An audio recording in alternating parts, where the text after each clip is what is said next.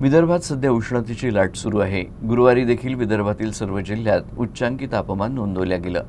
गुरुवारी अकोला आणि अमरावती देशातील सर्वात उष्ण जिल्हे ठरले। अकोला आणि अमरावती जिल्ह्याचा पारा 44.2 अंशांवर पोहोचला, तर इकडे वर्धा जिल्ह्याचं तापमान 44 अंश सेल्सिअस इतकं नोंदवलं गेलं। वेधशाळेनं दिलेल्या इशाऱ्यानुसार विदर्भात सध्या उष्णतेची लाट आहे। यामुळे प्रशासन आणि आरोग्य विभाग देखील सज्ज झाला आहे।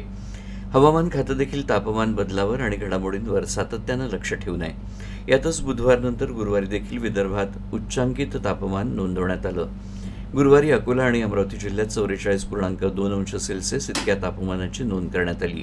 हे तापमान देशातील सर्वात उष्ण जिल्ह्यांच्या यादीत दुसऱ्या क्रमांकावर आहे। तर अकोला अमरावती पाठोपाठ वर्धा जिल्ह्यात 44 अंश सेल्सिअस तापमानाची नोंद करण्यात आली आहे। तर देशातील सर्वात उष्ण जिल्हा उत्तर प्रदेशातील बांदा जिल्हा ठरलाय। तिथे 44.4 अंश सेल्सिअस तापमानाची नोंद करण्यात आली आहे। इकडे विदर्भातील भंडारा जिल्ह्यात 42 अंश सेल्सिअस तापमान नोंदवलं गेलं, तर बुलढाणा जिल्ह्यात 41.5 अंश सेल्सिअस आणि चंद्रपूर जिल्ह्यात 43.4 अंश सेल्सिअस तापमानाची नोंद करण्यात आली।